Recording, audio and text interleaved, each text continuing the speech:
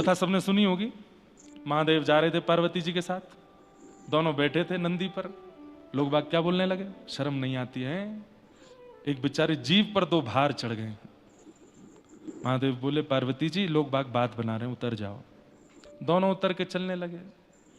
लोग बाग बोले कैसे पागल लोग हैं, बैल बगल में हैं फिर भी पैदल चल रहे हैं, बैठ जाएं इस पे। पार्वती जी बोली लोग तो अभी भी बात बना रहे हैं, एक काम करो मैं बैठ जाता हूं तुम पैदल चलो। महादेव बैठ गए, पार्वती जी पैदल चल रही हैं। दो से भले एक चढ़ जाए। लोग बाग बोले देखो देखो क्या जमाना आया, पत्नी को तो बेचारी को ऐसे ही किया जाता है भारत राष्ट्र में। पति बैठ गया है, पत्नी पैदल चल रही है। पार्वती जी बोली लोग बाग बात बना रहे हैं, मैं उतर जाता हूं तुम बैठ जाओ। पार्वती जी बैठ गई। लोग बाग बोले जोरू के गुलाम, खुद नीचे चल रहे हैं पत्नी के ऊपर। महादेव बोले नीचे उतरो जरा। पार्वती जी उतरी तो नंदी को उठा के सिर पर धर लिया, चलने लगे। लोग बाग बोले राम राम राम, बताओ सवारी पे बैठ के चलना चाहिए, सवारी को सिर पे लेके चल रहे। महादेव बोले कहां जाएं, मर जाएं। तो मानव का पहला स्वभाव विरोधी, ये स्वभाव जिसके अंदर आ जाता है वो चाहे जो हो जाए वो विरोध ही करता है। कितना भी अच्छा करने का प्रयास कर लो आप, वो विरोध किए बिना मानेगा नहीं। इसलिए ये स्वभाव भगवत कृपा मानिएगा कि आवे ना, विरोधी स्वभाव कई लोगों में ये आ जाता है। नाम जापक ठाकुर जी से प्रार्थना करें कि हम में कभी विरोधी स्वभाव ना आवे। हर बात का विरोध, अच्छा तो विरोध, बुरा तो विरोध, दिन तो विरोध, रात तो विरोध, सब में विरोध। और इन लोगों का व्यसन बन जाता है विरोध करना। ये स्वभाव व्यसन में आ जाता है विरोध करने वाले का, उसको चाहे मारपीट हो जाए उसके साथ तो भी विरोध नहीं छोड़ता, वो विरोध ही करता है। दूसरा स्वभाव होता है बोधि स्वभाव। बोधि स्वभाव व्यक्ति कैसा होता है, वो हर परिस्थिति से सीखता है, चाहे जो हो जाए। मुक्तिनाथ आए तो सीख करके आए। मुक्तिनाथ आने से पहले एक रात्रि नेपाल में या पोखरा में जोमसोम में कहीं रुको, अचानक से इतने एल्टीट्यूड पे जाओगे सांस फूले, बोधि स्वभाव। ये तो एक सामान्य बात है, पर परिस्थिति के हर मोड़ से जो सीखे उसको बोधि कहते हैं। ये बहुत अच्छा है, ठाकुर जी को बहुत प्रिय लगता है बोधि स्वभाव वाला व्यक्ति जो हर जगह सीखता है। यहां मैंने ये सीखा, यहां मैंने ये सीखा। श्री दत्त प्रभु 24 अवतार, 24 गुरु हैं उनके, सबसे सीख रहे हैं, सबसे सीख रहे हैं। अरे कबूतर से सीख रहे हैं, जिसको सब उपेक्षा करते हैं उस वैश्या से सीख रहे हैं दत्तात्रेय भगवान। क्या सीखा? बोले मैंने पिंगला नाम की वैश्या से सीखा कि वो रोज श्रृंगार करके बैठती है और प्रतीक्षा करती है कि कोई प्रेमी मेरे से मिलने आएगा, लेकिन रात हो जाती है कोई मिलने नहीं आता, तो विलक करके अपना श्रृंगार उतार के बैठ जाती है। लेकिन एक दिन उसके मन में आता है कि मैं संसार के लिए इतना श्रृंगार करती हूं, एक बार श्याम सुंदर के लिए करके देखूं। और जब वो श्याम सुंदर के लिए श्रृंगार करती है, वही एक परम साधिका बन जाती है, परम भक्त बन जाती है। मैंने उसको गुरु बना लिया। छोटे बालक से मैंने सीखा, कबूतर से मैंने सीखा, मधुमक्खी से मैंने सीखा, सबसे सीख रहे हैं। इसको कहते हैं बोधि स्वभाव, जो सबसे सीखता है। विरोधी स्वभाव, बोधि स्वभाव। और तीसरा होता है निरोधी स्वभाव। ये निरोधी कैसा होता है? सब पर कंट्रोल करने वाला। घर में, परिवार में, मित्र में एक व्यक्ति तो ऐसा होता है जिसका निरोधी स्वभाव, सबको रोकता ही रहता है। नहीं नहीं नहीं नहीं ये मत करो ऐसा हो जाए, नहीं नहीं ये मत करो ऐसा हो जाए, ये नहीं ये तो करना ही नहीं। निरोधी स्वभाव, सब पर कंट्रोल करने वाला। ऐसे मत चलो, ऐसे चलो, ये मत पहनो, ये पहनो, ये मत खाओ, ये खाओ, अभी मत सो, यहां सो, इससे बात मत करो, उससे करो। ऐसा व्यक्ति भी अपना और अपने संग वालों का जीवन बर्बाद कर देता है। बहुत ज्यादा कंट्रोल करने वाला, निरोधी स्वभाव। और चौथा और अंतिम स्वभाव होता है सुबोधि स्वभाव। विरोधी, बोधि, निरोधी और सुबोधि। सुबोधि का मतलब क्या है? कोई भी क्रिया करने से पहले 2 बार सोचता है, उसके अच्छे और बुरे का चिंतन करता है। सुबोधि। इन 4 स्वभावों में 2 स्वभाव संसारी हैं, विरोधी और निरोधी। और दो स्वभाव ठाकुर जी को अति प्रिय हैं। कौन कौन से? बोधि और सुबोधि। सुबोधि कौन? जो कोई भी क्रिया करने से पहले दो चीजें सोचता है, अच्छा और बुरा। ठंड हो रही है, मौसम ठंडा है, मैं अगर यहां कुछ ठंडा पीऊंगा तो क्या होगा? दो बातें सोच रहा है। बोले अगर मैं इसको पीऊंगा तो मेरे मन को तो अच्छा लगेगा, जीव को तो अच्छा लगेगा, पेट को तो अच्छा लगेगा, लेकिन फिर दूसरी बात सोचता है, स्वास्थ्य बिगड़ सकता है। स्वास्थ्य बिगड़ने के बाद क्या होगा? बोले मुझे यहां से वापस जाना पड़ेगा, मैं 7 दिन नहीं रुक पाऊंगा, मुझे 2 दिन में ही लौटना पड़ेगा। फिर उसके बाद जो प्रक्रिया करता है, ये अर्जुन का स्वरूप है, वो दो बात सोचता है, इसलिए श्री कृष्ण उसको ज्ञान देते।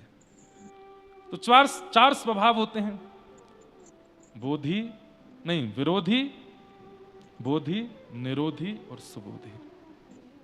इनमें से दो स्वभाव ठाकुर जी को प्रिय हैं, बोधि और सुबोधि। ये दो स्वभाव चित्त में लाओ, क्योंकि निरोधी और विरोधी यदि बन गए, ये स्वभाव ऐसा है मरते दम तक नहीं छोड़ेंगे आपको। ये कंट्रोल करने का जिनके अंदर स्वभाव स्वरूप आ जाता है ना, अंतिम श्वास तक ऐसे ही रहते हैं वो। और विरोध का स्वभाव जिनका आ जाता है, वो भी अंतिम श्वास तक ऐसे ही रहते हैं। ठाकुर जी का विरोध हो गया, चीर हरण किया भगवान कृष्ण ने, गोपियों का चीर हरण किया भगवान कृष्ण ने। तो फिर भगवान शब्द का प्रयोग मत करो, कृष्ण शब्द का प्रयोग करो। और अगर आप भगवान शब्द का प्रयोग नहीं करते, कृष्ण शब्द का प्रयोग करते हो, तो चीर हरण के समय ठाकुर जी 5.5 वर्ष के हैं, 6 वर्ष के। कल हम लोग चर्चा कर रहे थे कि कृष्ण स्वरूप को कोई कैरेक्टर प्ले नहीं कर सकता। अगर आज का फिल्म जगत चाहे कि हम कृष्ण लीला दिखावें, वो दिखा देंगे, लेकिन कृष्ण चित्त का स्पर्श नहीं कर पाएंगे, क्योंकि वो मानव बन ही नहीं पाएगा जो कृष्ण हैं। इसलिए आप कोई आकृति ड्राइंग के माध्यम से बना दो, कला के माध्यम से बना दो, शालिग्राम के माध्यम से बना दो, तो उनमें भले ही कृष्ण आभास हो जाए, नहीं तो मानव कभी कृष्ण बन के नहीं आ सकता। या फिर 8 वर्ष से छोटे बालक चाहे तो कृष्ण रूप धारण कर सकते हैं। 8 वर्ष के बाद आदि जैसे रेशे आने शुरू होते हैं ना मुखमंडल पर, और सबसे बड़ी बात स्वभाव में चतुरता, चंचलता, चपलता, वो कृष्ण को ढाल नहीं पाएंगे अपने अंदर। बुरा नहीं मानिएगा, मैंने आज तक इतने चलचित्र देखे हैं, पर मुझे कोई कृष्ण स्पर्श नहीं कर पाए। हाँ, राम जरूर स्पर्श किए थे एक बार पुरानी रामायण में, लेकिन कृष्ण नहीं छू पाए, क्योंकि कृष्ण कोई हो ही नहीं सकता, कृष्ण एक ही है। इसलिए कोई कला चित्र के माध्यम से भले ही आप कृष्ण बना दो, मानव कृष्ण नहीं बन पाएगा। और गोपियों को आज्ञा कर दी भगवान ने कि जिन कात्यायनी मैया की तुम पूजा करके मुझे पति रूप में मांगती हो, मैं वचन देता हूं। क्या? शरद पूर्णिमा पर मैं रास विहार करूंगा। और आज वही शरद पूर्णिमा की रात्रि आई है। भगवान पिता रात्रि शरदो फुल्ल मल्लिका विक्षरन्तुम मनश्चक्रे योग मायामुपस्थित। किशोरी जी के आश्रय में आज सब गोपियां रास के लिए पधारी हैं। सब गोपियां अलग अलग क्रियाओं में व्यस्त हैं।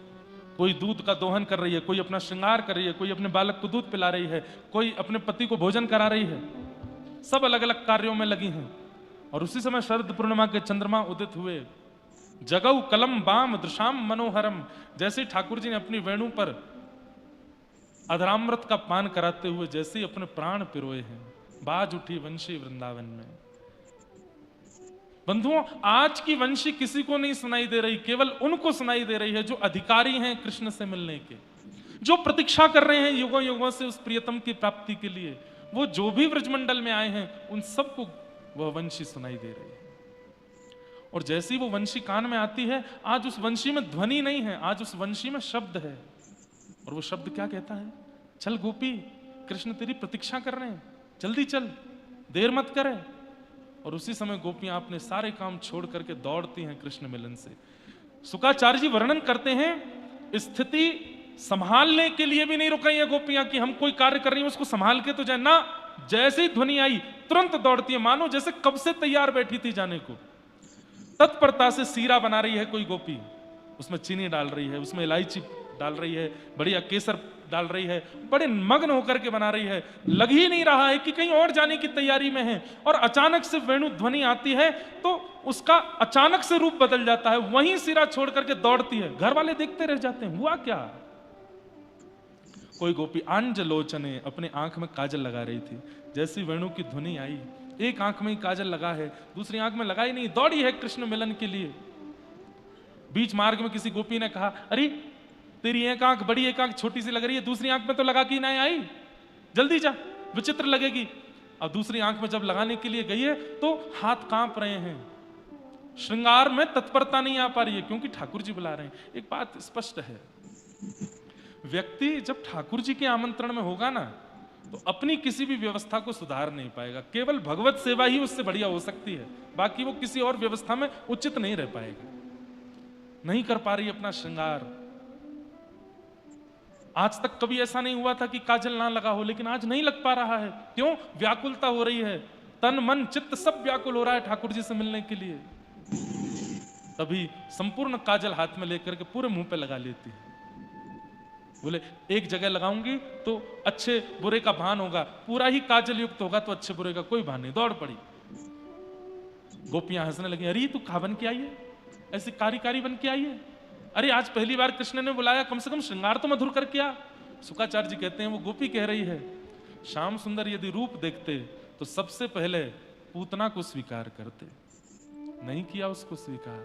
इसका मतलब रूप उनको प्रिय नहीं है। रूप जैसा भी हो, केश जैसे भी हो, वस्त्र जैसे भी हो, जन्म जैसा भी हो, जाति जैसी भी हो, कृष्ण को इन सब से कोई फर्क नहीं पड़ता। आपका चित्त कैसा है? कौन दिखाता है इन सब भावों को कि गोपियां कैसे जा रही हैं? एक गोपी स्नान कर रही थी और जैसी वेणु की ध्वनि आई, अस्त व्यस्त वस्त्रों में दौड़ पड़ी है। एक गोपी जैसे दौड़ने लगी, पति ने रोक लिया, कहां जा रही हो? बोले आज आत्मा के पति बुला रहे हैं, उनके पास जा रही हैं। पति ने बंद करके दरवाजा लगा दिया बाहर से, भाग के तो दिखा। तुरंत ध्यान समाधि में बैठ गई और बोली, तुम्हें ये शरीर प्रिय है ना, रख लो इसे अपने पास, मैं आत्मा से उनके पास चली जाऊंगी। और तुरंत प्राण त्याग दिए वहीं पर, और प्राण त्याग करके गोपी पहुंची है रास में। ये 1-2 दिन या 1-2 वर्ष की प्रतीक्षा तो नहीं हो सकती, ये युगों की प्रतीक्षा है गोपियों की, ये युगों की प्रतीक्षा है। असंख्य गोपियां खड़ी हैं श्याम सुंदर के सन्मुख। किसी के केश बिखरे हैं, किसी का रूप बिगड़ा है, किसी के वस्त्र अस्त व्यस्त हैं। और आयु कितनी है? बोले आबाल वृद्ध वनिता, 6 वर्ष से लेकर के 120 वर्ष तक की गोपी है। एक आध गोपी तो ऐसी भी हैं जिनको 2-4 गोपी उठा के लाएंगे, चलना ही नहीं आता, वो भी आइए रास करने। और इन सबके प्रेमास्पद ठाकुर जी कितने बड़े हैं? बोले 7.5 वर्ष के।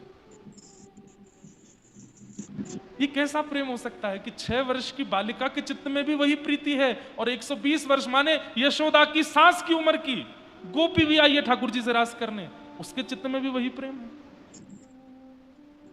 ये सामान्य काम लीला नहीं हो सकती, ये सामान्य संसार का प्रेम मिलन नहीं हो सकता। हमारे यहां आयु देखी जाती है, रूप देखा जाता है, स्वरूप देखा जाता है, त्वचा देखी जाती है, व्यवहार स्वभाव देखा जाता है। यहां कुछ नहीं देखा जा रहा है, केवल चित्त की प्रीति देखी जा रही है। गोपियां सब सामने खड़ी हैं, ठाकुर जी वेणु बजा रहे हैं मधुर, और थोड़ी देर में जैसी वेणुनाद विश्राम हुआ, नेत्र खोल करके देखा, असंख्य गोपियों को देख करके ठाकुर जी वेणु अपने कमर में रखते हैं और ठाड़े होकर के बोले, स्वागतम वो महाभाग। अरे जो मत्स्य थी उनको याद आ गए मत्स्य रूप, जो पूर्व में कच्छपी थी उनको याद आ गए कच्छप, जो पूर्व में सिंहनी थी उनको याद आ गए नृसिंह, जो पूर्व में संत थे उनको याद आ गए राम।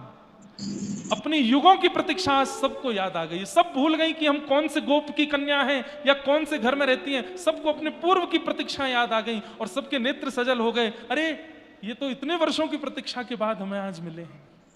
और सबसे बड़ी बात, एक भी गोपी को ऐसा नहीं लग रहा है कि यहां लाखों आई हैं, सबको लग रहा है मैं अकेली आई हूं, सबको लग रहा है कि मैं अकेली आई हूं। किसी को नहीं पता मेरे बगल में कौन खड़ी है, पीछे कौन है, इधर कौन है, आगे कौन, सबको लग रहा है मैं अकेली हूं और ये मेरे लिए खड़े हैं। स्वागतम वो महाभाग प्रियम किम करवाणि व ब्रजस्यानामयं कश्चित् वृतागमन कारणम्। स्वागतम स्वागतम स्वागतम, आइए आइए आइए, स्वागत है। ये सुनकर के तो गोपियां खुश हो गई, लेकिन ठाकुर जी क्या कहते हैं, प्रियम किम करवाणि व, आप सबके यहां आने का कारण जान सकता हूं मैं। ये सुनकर के तो मानो गोपियों को लगा किसी ने वज्र चला दिया हो हमारे हृदय पर। इनको नहीं पता हम क्यों आई हैं। अब जो मत्स्य थी वो भूल गई, वो जो कच्छपी थी भूल गई, जो सिंहिनी थी भूल गई, और सब ठाकुर जी की ओर देख रही हैं। इनको याद नहीं हम कौन है। प्रियम किम करवाणि वा व्रजस्यानामयं कश्चित् ब्रूतागमन कारणम, आप सबके आने का कारण जान सकता हूं मैं इतनी रात को। अच्छा, चंद्रमा देखने आई हो, देखो देख लिया, चलो जाओ, वापस जाओ, अपने अपने घर को जाओ। गोपियां खड़ी हैं सामने, थोड़ी देर और देखें क्या बोलते हैं। और ठाकुर जी ने यहां पर पतिव्रता नारी के सारे धर्म बताने शुरू किए और गोपियों को माने ऐसा भान कराने लगे कि तुम तो बहुत बड़ी पापनी हो, मेरे पास आ गई हो। गोपियों को समझाने लगे, तुमको पता है पतिव्रता नारी का धर्म क्या होता है। तद्बंधुनाम च कल्याणम प्रजानाम चानुपोषणम भर्तु शुश्रूषणम स्त्रीणाम परो धर्मो यमाय, और ना जाने क्या क्या क्या क्या बातें उनको बताने लगे। 10 श्लोकों में ठाकुर जी ने केवल डराया गोपियों को, और हम आप होते तो डर के मारे भाग भी गए होते, लेकिन एक भी गोपी नहीं हिली वहां से। ठाकुर जी बोले, तुम्हारे बाल बच्चे हैं छोटे छोटे, अग्नि की साक्षी लेके विवाह करके आई हो, और यहां पर पुरुष दिख गया तो तुरंत छोड़ करके आ गई। कितना बड़ा पाप है तुम जानती हो। उस नरक में तुमको जाना पड़ेगा, उसमें जाना पड़ेगा, ये करना पड़ेगा, और जाने क्या क्या। हमारे यहां ना बंधुओं, एक बात मैं कह दूं, बुरा नहीं मानिएगा, समझाने के लिए स्त्रियां ही होती हैं, पुरुष नहीं होते। हर बात में उनको समझाओ, हर बात में उन्हें कहो।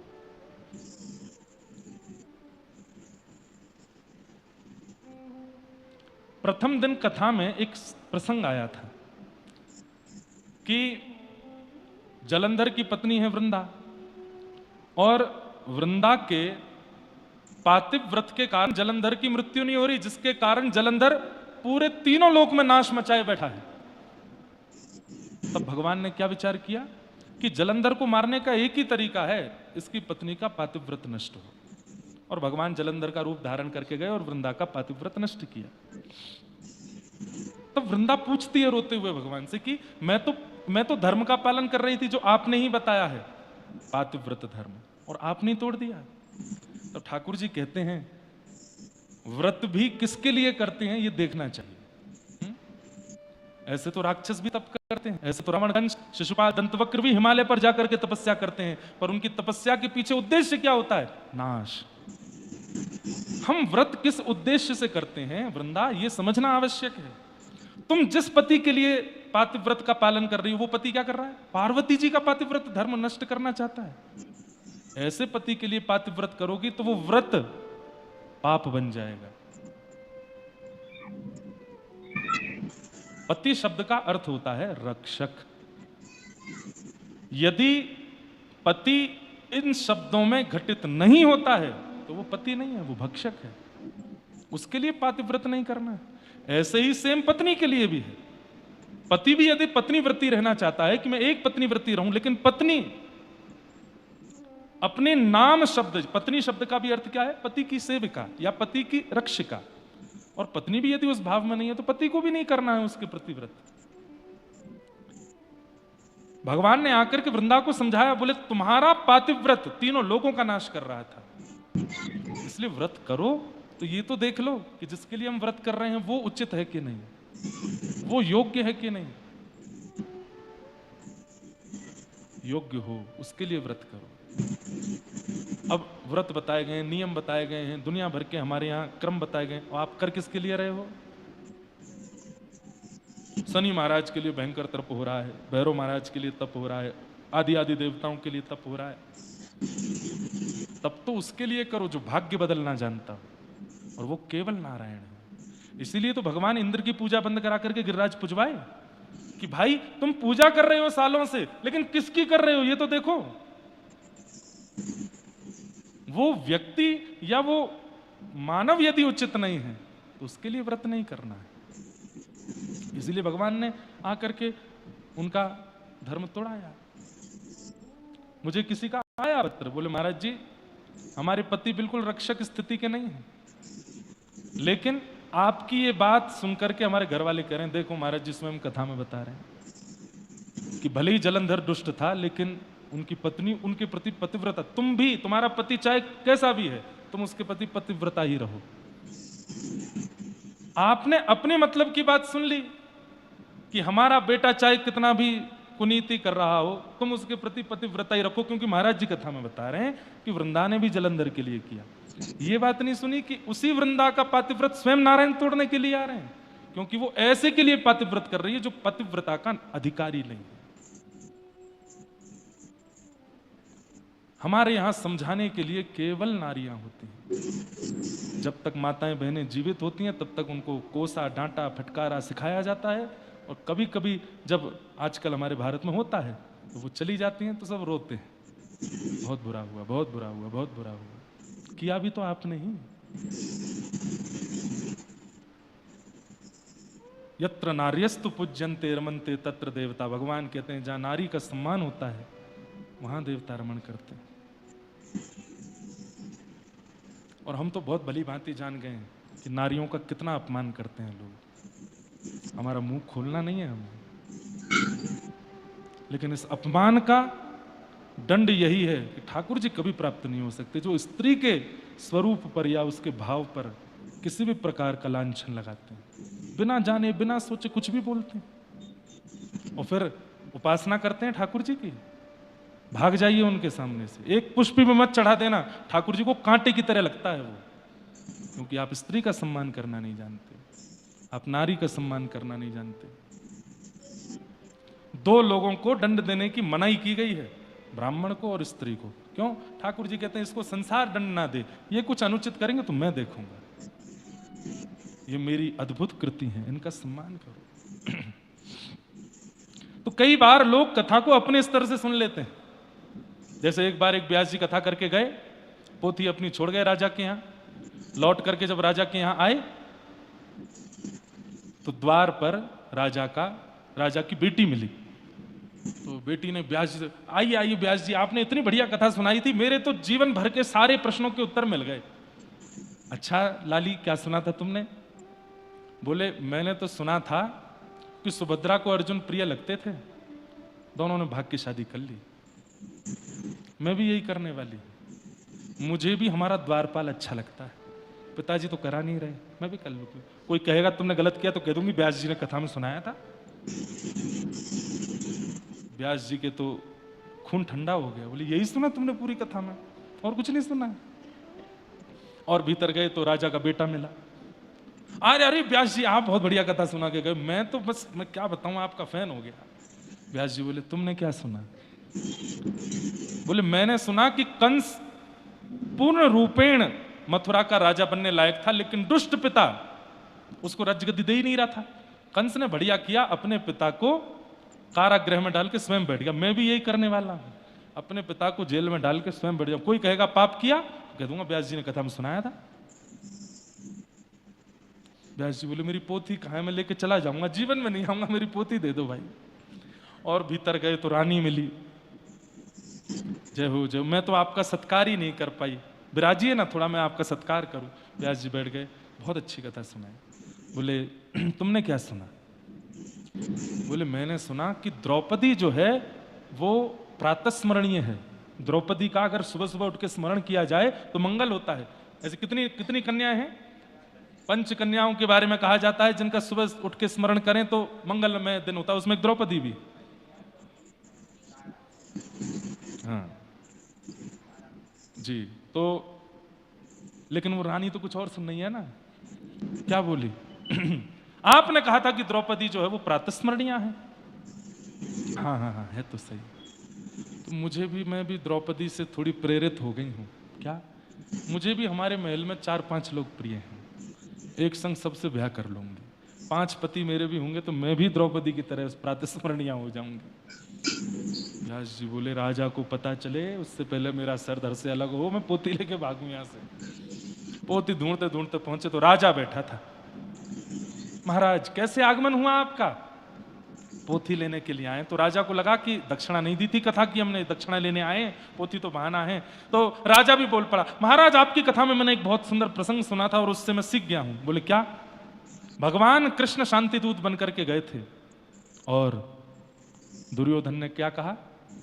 सुच्चग्रैव न दास्यामि बिना युद्धे न केशव, सुई के नोक के बराबर जमीन भी बिना युद्ध के नहीं दूंगा। मुझे पता है आप दक्षिणा लेने आए हैं, मेरी सेना और मेरे साथ युद्ध कर लीजिए और कथा की दक्षिणा ले जाइए। आपने ही कथा में सुनाया था, मुझे नहीं चाहिए दक्षिणा, मेरी पोथी दे दो। तो वो कैसे है, एक पंक्ति बोलते हैं ना, लौट के बुद्धू घर को आए, समझ पड़ी तो लाखों पाए। हाँ, जान बची सो लाखों पाए, लौट के बुद्धू घर को आए। पंडित जी पोथी लेके भागे वहां से। तो लोग बड़े विचित्र हैं संसार के, अपनी उपयुक्त बातें सुन लेते हैं और इन्हीं कारणों से रास पंचाध्यायी का बहुत प्रचार नहीं किया जाता। जब भगवान इतनी गोपियों के संग रास कर सकते तो हम इतने अफेयर क्यों नहीं रख सकते? 2-4 दसों से हम भी बात कर लें। बेटा, रास से पूर्व ठाकुर जी ने गिरिराज जी भी उठाए थे, तुम भी उठा के दिखाओ। गिरिराज जी से पूर्व ठाकुर जी ने कालिया नाग मर्दन भी किया था, तुम भी एक नाग को पकड़ के दिखाओ। वो नहीं याद आता, रास किया था। 16,108 ब्याह किए तो हम भी 1-2 कर लें, एक घर वाली एक बाहर वाली। नरक में जाओगे घनघोर। और उसमें भी कहीं यमराज ने पूछा और ये उत्तर दिया, यमराज कहता डालो इसको तेल में खोला दो। भगवान का बाप कहता है, लोग बात कहते हैं शंकर जी पीते हैं इसलिए हम भी पीते हैं। महादेव अपना त्रिशूल पहना रहे, बोले आ तू बताएंगे तुझे पीते हैं हम। कहीं नहीं लिखा है, लोग बाग अपने मन से बना देते हैं। तो गलत करना है करो, लेकिन अगर आप कथा का प्रमाण देके गलत कर रहे हो तो आपसे बड़ा पापी कोई नहीं। और इस पाप का दंड यमराज नहीं देंगे, स्वयं ठाकुर जी आके देंगे। मेरी कथा का इतना गलत अर्थ लगाया तुमने। इसलिए ये प्रसंग मैंने छेड़ा थोड़ा, क्योंकि आज भगवान पतिव्रता नारी का धर्म समझा रहे थे गोपियों को। पतिव्रता नारी ऐसी, पतिव्रता नारी ऐसी, पतिव्रता नारी ऐसी। 10 श्लोकों में केवल पतिव्रता नारियों का वर्णन किया। मैं खुद अपनी कथा में कहता हूं, इस संसार में सबसे बड़ा व्रत यदि कोई है तो वो पतिव्रत और पत्नी व्रत। एक पति के रहो, एक पत्नी के रहो, लेकिन पति पति शब्द का पालन करने वाला हो और पत्नी पत्नी शब्द का पालन करने वाली हो। यदि ऐसी नहीं है तो फिर उस व्रत का क्या फायदा? औरों के चित्त में जो आपको ये व्रत करता हुआ देखेंगे, जब वे आपके उस जिसके लिए आप व्रत कर रहे हो उसको देखेंगे तो क्या मन में विचार करेंगे? इसलिए पतिव्रत पत्नी व्रत करने वाला एकादशी ना भी करे तो भी चलेगा, ठाकुर जी उसी से प्रसन्न हो जाएंगे कि एक ही का है। लेकिन कम से कम वो व्यक्ति उस स्वभाव का तो हो।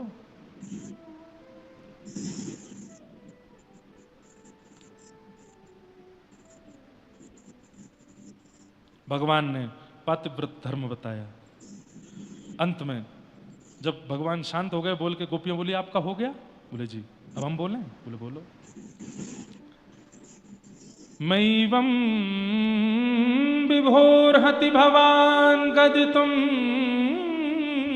निशंसम। इसको भागवत में ना सप्त प्रकट गीत हैं और सप्त अप्रकट गीत हैं।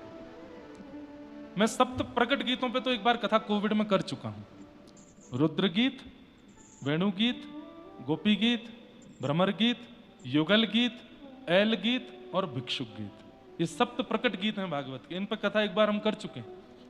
भागवत में सप्त अप्रकट गीत भी हैं जो प्रकट नहीं है। उनमें से एक गीत ये है, इसको कहते हैं प्रणय गीत। ये गोपियां गा रही हैं। क्या कह रही हैं?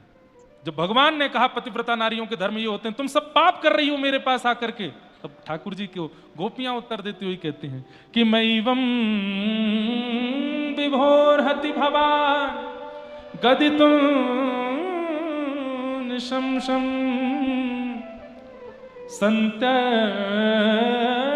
सर्वविषयास्तव पादमूलम् भक्ता भजस्स दुर्वग्रहमान्त्यजास्मान् देवो यथादि पुरुषो भजते मुमुक्षु। हे नाथ, भात और भक्त इन दोनों की एक ही राशि है, इसलिए दोनों की बनने की प्रक्रिया बिल्कुल एक जैसी है। कितनी अच्छी उपमा देती हैं गोपियां भक्तों के लिए। बोले जैसे भात बनता है वैसे ही भक्त बनता है। भात कैसे बनता है? बोले पहले धान से उसको धन कुटा में डाला जाता है, उसको खूब जोर जोर से कूटा जाता है, तब उसके छिलके निकल जाते हैं, छिलके से बाहर निकाल के उसको खौलते हुए पानी में डाला जाता है, तेज अग्नि में उसको उबाला जाता है। जब सारा पानी निकल जाता है और भात अंदर तक गल जाता है, तब बनाने वाला भात को हाथ में लेके मीड़ के देखता है, जरा भी कच्चा रह जाता है तो उसको फिर पकाता है, और जब वो पूर्ण तरह नरम हो जाता है तब भोक्ता को परोस दिया जाता है, और भोक्ता दाल लगा करके क्षण भर में खत्म कर देता है। ऐसे ही भक्त बनता है। बहुत कष्ट सहने पड़ते हैं उसको, परिवार के अपवाद, पति के अपवाद, पत्नी के अपवाद, बालकों के रोक टोक, समाज संसार की सब बातें, तब जाकर के वो भक्त बनता है और आपके सन्मुख आता है। और आप क्या करते हैं? एक भोक्ता की तरह, जैसे भोक्ता जल्दी जल्दी दाल चावल खा लेता है, ऐसे आप भक्त के भी बिल्कुल विचार नहीं करते वो कितना कष्ट सह करके आपके पास आया, और सीधा उसको समझाने लग जाते हैं कि पतिव्रता नारी का धर्म क्या होता है, ये क्या होता है, वो क्या होता है। आप ही कहते हैं सब छोड़ करके मेरे पास आओ, एक विषय भी यदि चित्त में रहेगा तो मेरी प्राप्ति नहीं होगी। प्रेम गली अति सांकरी, तामे दो ना समाए। और आज जब हम सब छोड़ करके आ गए तो हमसे कह रहे हो कि वापस लौट जाओ। तो फिर क्यों कहा था आपने कि सब छोड़ो मेरी शरण में आओ? सर्वधर्मान परित्यज्य माम एकम शरणम व्रज। क्यों कहते हो आप ऐसी बातें कि सब छोड़ के मेरी शरण में आओ, और जब कोई छोड़ के आता है तो फिर क्यों उसको वापस वही सब दिखाते हो? गोपियां उत्तर नहीं दे रही हैं, फटकार रही हैं ठाकुर जी को। और गोपियां फिर एक उत्तर देती हैं, क्या? बोले नाथ, हमने कोई गलत काम नहीं किया, हमारा पातिव्रत धर्म टूटा नहीं है, बल्कि पातिव्रत धर्म का आज फल मिला है। क्यों? विश्वपति के सामने हम खड़ी हैं। आप कोई नंद जी के लाला हो, आप कोई यशोदा के लाला हो, हम सब जानती हैं आप कौन हो। बोले कौन हूं मैं? न खलु गोपिका नंदनो भवान अखिल देना अंतरात्मद्रे विखन सार्थितो विश्वगुप्तये सखउदे सात्वतांकुले। हम जानती हैं आप यशोदा के लाला नहीं हो, आप नंद जी के लाला नहीं हो। तो ठाकुर जी सामने खड़े खड़े घबरा गए, कहीं गोपियों को ये तो नहीं पता चल गया कि मैं देवकी का बालक हूं। ठाकुर जी बोले यशोदा का लाला नहीं हूं, नंद जी का लाला नहीं हो, तो फिर मैं कौन हूं? गोपियां कहती हैं अखिल देहि नाम अंतरात्मदृक्, समस्त विश्वधारियों के अंतर हृदय में और बाहर विराजने वाले परमात्मा हुआ। गोपियां कहने लगी मैंने मत्स्य रूप में आपका दर्शन किया था, मैंने सिंह रूप में आपका दर्शन किया था, मैंने कुर्म रूप में आपका दर्शन किया था, मैंने ठाकुर जी तो परीक्षण ही कर रहे थे इन गोपियों के चित्त को, देखूं तो सही। और आज वो गोपियां सब प्रकट कर देती हैं, ठाकुर जी जान गए, अबोध नहीं है, सब जानती हैं। अरे आपने शरीर के पति दे रखे हैं जो जन्म और मर जाए, बलहारी व पतिन की जासो चुड़लो अमर है जाए। हे नाथ, एक पत्नी का विवाह होता है अपने पति से, और पति 5 वर्ष के लिए विदेश यात्रा पर जाता है, 5 वर्ष के लिए अपने जैसा स्वरूप उस पत्नी को दे जाता है, मूर्ति, कि जब तक मैं ना हूं तुम अपने पातिव्रत का धर्म इसके साथ पूरा करना। ठाकुर जी बोले अच्छा। अब वो पत्नी उसी को खिलाती है, उसी को सुलाती है, उसी को नहलाती, मूर्ति को। ठाकुर जी सुन रहे हैं, गोपियां बोल रही हैं। अच्छा फिर क्या हुआ? बोले 5 साल बाद असली पति आया, द्वार आके खटखटाने लगा। अच्छा फिर? बोले अब गोपी असमंजस में पड़ी है। क्यों? बोले जो मूर्ति वाला पति 5 साल से पास में था उसकी वो सेवा कर रही है और असली पति द्वार पर खड़ा है। अब उसके असमंजस का समाधान क्या है? वो किसके पास जाए? क्योंकि जिसको 5 साल से पति मान रही है वह भी तो पति ही है और द्वार पर जो खड़ा है वो भी पति है, किसके पास जाए? ठाकुर जी बोले इसमें कोई विचार की बात है? अरे असली पति विदेश गया था तो अपने मूर्ति पति को दे गया था, और जब असली पति वापस आ गया तो मूर्ति पति को छोड़े असली पति के पास जाए। गोपियां एक दूसरे को देख के हंसने लगी। बोले यही हमने किया है। आप हमको मूर्ति वाले पति दे के गए थे, मूर्ति वाले पति दे करके हमको बोल के गए इनके चरण धोया करो, इनके चरण दबाया करो, इनकी बात माना करो, इनके संग रहा करो, इनको खिलाओ पिलाओ धुलाओ सब करो। लेकिन जब हमें पता चल गया कि असली पति हमारे सामने आ गया है तो हम उसके पास आ गए तो हमने क्या गलत किया? ठाकुर जी का मानो जैसे किसी ने मुंह पर टेप लगा दिया, कोई उत्तर नहीं भगवान के पास। गोपियां बोली कुछ कहना है आपको? मैं तो वो कह रहा था, मैं तो ऐसे बता रहा था, मैं तो ये कहना नहीं, कुछ नहीं, स्पष्ट बोलो क्या कहना चाहते हो? ठाकुर जी डर गए। लेकिन तभी गोपियों के चित्त में आया कि हम अपने प्रियतम को कष्ट तो नहीं दे रहे बहुत देर रुक करके यहाँ पर, कहीं ऐसा तो नहीं कि हमारे जाने से ही उनको सुख मिलेगा। तो गोपियां तुरंत करुणा में आ गई, नेत्र सजल हो गए। वो बोले श्याम सुंदर हम चली जाएंगे, हमारे प्रेम को आप सामान्य स्त्रियों के जैसा मत समझिए। सामान्य स्त्रियों का प्रेम देखने का होता है, सुनने का होता है, बोलने का होता है, स्पर्श का होता है। हमारा प्रेम ऐसा नहीं है। हमारे प्रेम में केवल एक इच्छा है, क्या? आप एक बार कह दो कि हम आपकी हैं, एक बार कह दो, बस एक बार कह दीजिए कि हे समस्त गोपियां तुम सब मेरी हो और मैं तुम्हारा हूं, बस इतना कह दीजिए। उसके बाद जीवन में हमें दिखना नहीं, तड़पने देना, रोने देना, मरने देना। हम इस बात से ही पूरा जीवन निकाल देंगे कि आपने हमको स्वीकार किया। ये तन का प्रेम नहीं है, ये इंद्रियों का प्रेम नहीं है, ये नेत्रों का, जीव का, कान का प्रेम नहीं है श्याम सुंदर, ये आत्मा का प्रेम है। आप बस एक बार कह दीजिए कि तुम सब मेरी हो, हम चली जाएंगी लौट के, फिर कभी नहीं आएंगे आपके पास। चित्तम सुखेन भवता पहितम गृहेषु,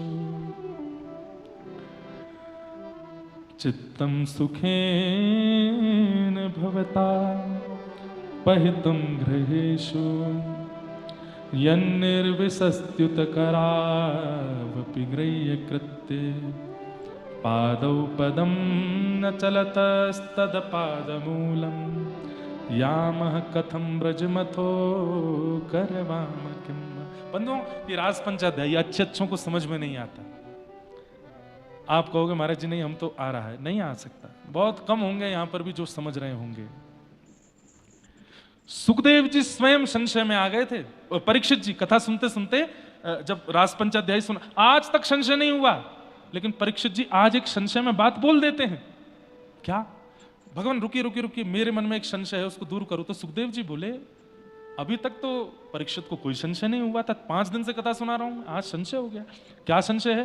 तब कहते हैं कि कृष्णम विदुः परम कांताम न तु ब्रह्म तया मुने, गुण प्रवाहो परमस्तासाम गुणाधियाम कथम। हे नाथ, कृष्ण परमात्मा है। बोला हाँ, और ये गोपियां कहीं ना कहीं उनके प्रति काम भाव रखती हैं, मुझे ऐसा लगता है। ये कहीं भगवान के प्रति अपराध तो नहीं है? बहुत ध्यान से सुनिए बंधुओं सब लोग, क्या कहते हैं कि ठाकुर जी के प्रति ये लोग प्रियतम प्रियतमा वाला भाव रखते हैं, उसमें कहीं ना कहीं सूक्ष्म काम है। मुझे ऐसा लगता है कि ये कहीं गोपियों का अपराध तो नहीं है ठाकुर जी के प्रति। तो सुखदेव जी गुस्सा हो गए यहाँ पे पहली बार कि उक्तम पुरस्तादत्ते चेत्यः सिद्धिं यथागतः, द्विषन्न ऋषिकेशम किमुतादोक्ष। जब कितना सुंदर उत्तर दिया है। क्या कहते हैं? अच्छा गोपियां प्रेम करती हैं तो तुझे संशय हो रहा है, और कंस गाली देता है उसमें संशय नहीं हुआ। कंस को मुक्ति मिलती है इस पर तुझे संशय नहीं है। पूतना पयोधर पर विष लगा के पिलाती है और उसको मुक्ति मिल जाती है, तुमने वहां संशय नहीं किया। शिशुपाल दंतवक्र भगवान को 100 गालियां रोज देते हैं, मृत्यु के बाद मुक्ति मिल जाती है, मुक्ति मतलब भगवान मिल जाते हैं, उस पर तुझे संशय नहीं हुआ। और आज गोपियां ठाकुर जी से प्रेम कर रही हैं तो तुझे संशय हो रहा है। गोप्य कामात भयात कंस। अरे सुन ले परीक्षित, क्या ये गोपियां प्रेम नहीं करती ठाकुर जी से? ठाकुर जी भी प्रेम करते हैं इन गोपियों से। किमुता अधोक्षज प्रिया, ये अधोक्षज की प्रिया हैं, ये उनकी प्रियसी हैं। और ठाकुर जी जिससे प्रेम करें, प्रश्न करते रहो पूरे दुनिया के लोग, वो तो उनके हैं और उनको कोई दूर नहीं कर सकता। तो इसलिए ये प्रसंग सबके समझ में नहीं आया होगा आज, मुझे पता है, पर जितनों को आया है बड़भागी है। क्योंकि रास का प्रसंग सबको नहीं आता है। रास पंचा पूरी भागवत पचाई जा सकती है, रास पंचाध्यायी पचता नहीं है, क्योंकि इतनी शाखाएं हैं एक एक भाव के, एक एक बात की, कितना व्याख्या करें। क्योंकि एक व्याख्या में एक और प्रश्न प्रकट हो जाता है, अच्छा ऐसा तो फिर ऐसा क्यों। इसलिए तर्क कुतर्क वितर्क जिनके भी चित्त में होगा उनको रास समझ में नहीं आ सकता, प्रेमियों को ही आ सकता है।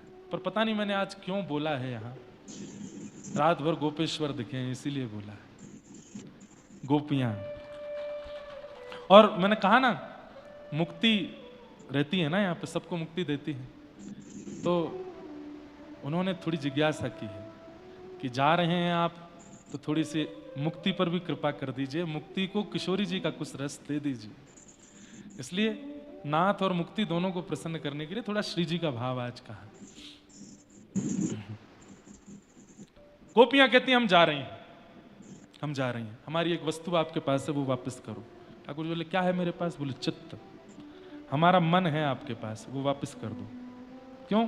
बोले हम घर में काम करती हैं, मन आप में लगा रहता है, नहाने जाती है मन आप में लगा रहता है, श्रृंगार करती है मन आप में लगा रहता है, बच्चों को दूध पिलाती है मन आप में लगा रहता है, पति के पास बैठती है मन आप में लगा रहता है। वो मन जो आपके पास है वो वापस करो हमको, ताकि हम उनमें मन लगा सकें। नहीं तो पादौ पदम न चलतस्तद पाद मूलात्, हमारे हम पैर रखते कहीं है, जाते कहीं है, करती कुछ है, होता कुछ है, दे दो वापस। ठाकुर जी बोले ये तो नहीं हो सकता। तो बोले नहीं हो सकता ना, तो हमें स्वीकार करो। दो ही तरीके हैं आपके पास, या तो हमको स्वीकार करो या हमारा मन वापस करो। ठाकुर जी बोले मन तो वापस नहीं कर सकता। तो बोले फिर हमें स्वीकार करो।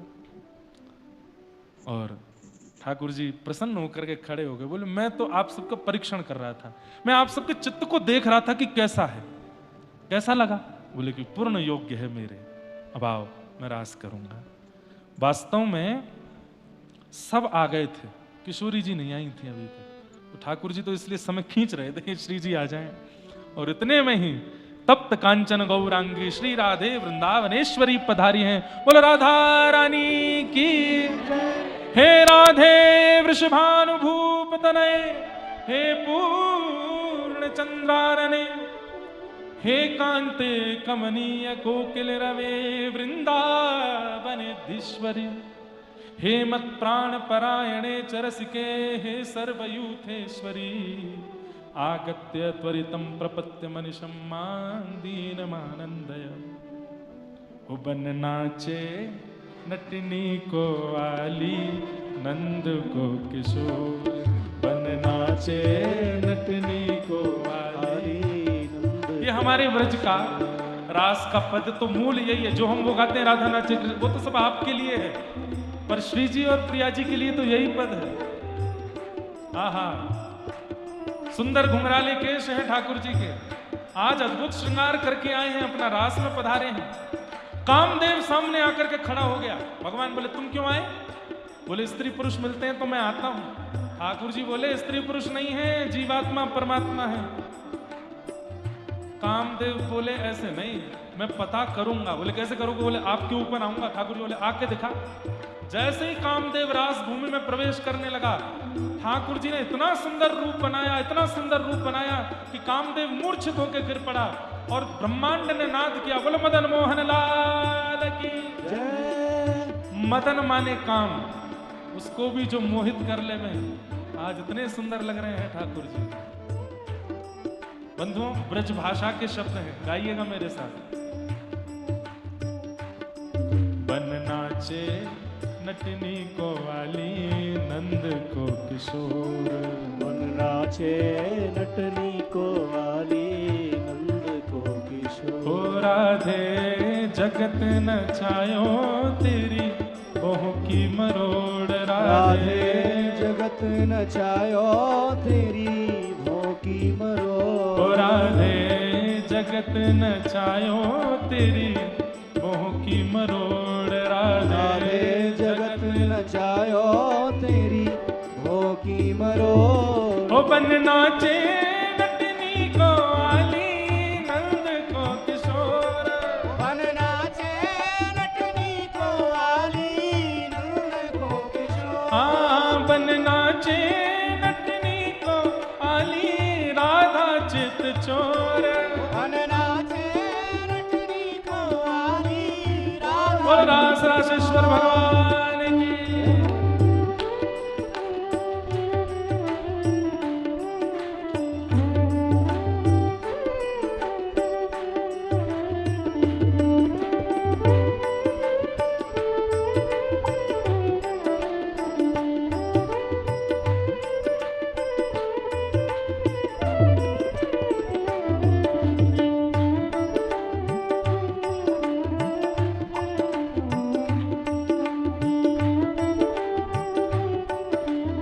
आज ऐसा लग रहा है कि मुक्तिनाथ में आज किशोरी जी पधारी है और शंख चक्र गदा पद्म कांप रहे हैं ऊपर चारों भुजा। क्यों? चार भुजा श्री जी के आगे नहीं रह सकते। वहां तो दो भुजा श्री जी की, दो भुजा ठाकुर जी की, ऐसे चतुर्भुज होंगे। ऐसा नृत्य करते हैं प्रिया प्रियतम की दो भुजा श्री जी की कब ठाकुर जी में मिलित हो जाती हैं और दोनों प्रिया प्रियतम चतुर्भुज हो जाते हैं। तो आज श्री जी पधारी हैं और चतुर्भुज नारायण आज तप वप छोड़ करके इस मधुर हिमालय की कंदराओं में गंदगी के तट पर नृत्य कर रहे हैं। बन नाचे नटनी को वाली नंद को किशोर। आहा, किशोरी जी ठाकुर जी के रूप को देख के क्या कह रही हैं? नंद के किशोर तो पे डारू तृण तोड़ प्यारे। नंद के किशोर तो पे डारो तृण तोड़। नंद के किशोर तो पे दारू तृण तोड़ प्यारे। नंद के किशोर इतने प्यारे लग रहे हो कि तृण तोड़ दूं, कहीं मेरी नजर ना लग जाए आपको, कहीं मेरी नजर किसी को ना लगे, इसलिए तृण तोड़ा जाता है। किशोरी जी कह रही हैं, ओ नंद के किशोर तो पे दारू तृण तोड़ प्यारे। नंद के किशोर तो पे डारो तृण तोड़। सुन मुरली की घोर मेरे मन नाच मोर। सुन मुरली की घोर मेरे मन नाचे मोर। हाँ सुन मुरली की घोर मेरे मन नाच मोर। सुन मुरली की घोर मेरे मन नाचे मोर। हे नट नाचे नटनी को वाली नंद को किशोर। बन नाचे नटनी को आली नंद को किशोर। हे बन नाचे नटनी को आली राधा चित चोर। बन नाचे नटनी को आली राधा चित चोर। देखो कैसा प्रेम है प्रिया प्रियतम का। श्री प्रिया जी कह रही हैं, अरे श्याम सुंदर इतने प्यारे लग रहे हो कि मैं तृण तोड़ दूं कि मेरी नजर ना लगे आपको। तो अब दूसरी पंक्ति में ठाकुर जी कह रहे हैं, अरे श्यामाजू मेरे रूप की तो छोड़ो, आपके रूप की बखान मैं करके बताऊं? बोले बताओ। कमल कली सो रंग भानु की लली को प्यारी। कमल कली सो रंग भानु की लली को प्यारी। कमल कली सो रंग भानु की लली को प्यारी। कमल कली सो रंग भानु की लली को। अरे मुख चंद हुते नी को मेरे नैना है चकोर। मुख चंद्र हुते नी को मेरे अरे नैना है चकोर। बादल की आड़ से जैसे ही पूर्णिमा के चंद्रमा निकले सब गोपियां बोली, अरे श्यामाजू चंद्रमा कितनो प्यारो लग रहा है। किशोरी जी बोली, हाँ हाँ हाँ ये चंद्रमा कितनो प्यारो लग रहा है। श्याम सुंदर देखो ना चंद्रमा कितनो प्यारो लग रहा है। ठाकुर जी बोले, देख तो रहूं मैं। कहाँ देख रहे हो आप? तो मुंह को देख रहे हो। बोले, तो जो सबसे सुंदर चंद्रमा होगा वही को तो देखूंगा।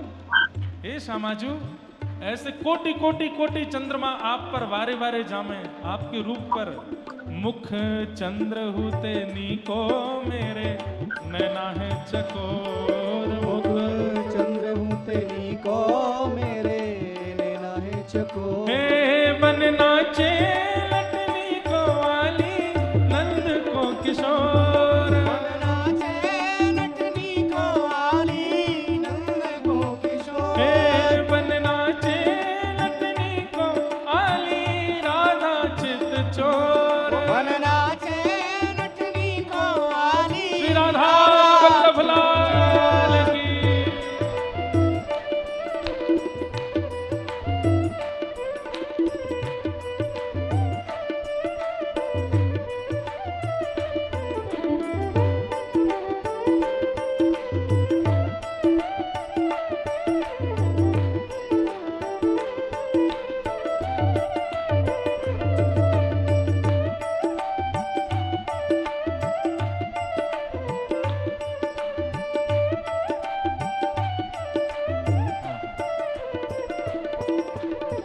किशोरी जी अपलक नेत्रों से ठाकुर जी को देख रही हैं, और जब आप किसी को अपलक नेत्रों से देखते हैं बिना पलक झपकाए तो नेत्रों में आंसू आ जाते हैं।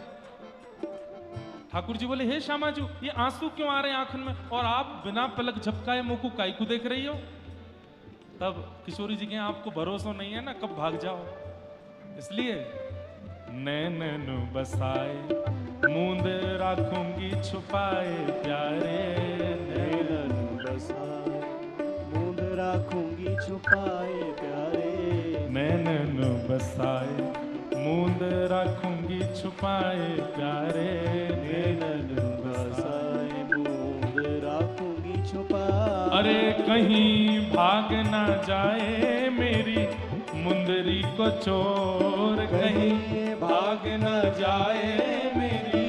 मुंदरी को चोर। अरे कहीं भाग ना जाए मेरे चित्त को ये चोर। कहीं भाग ना जाए मेरे चित्त को ये चोर। हे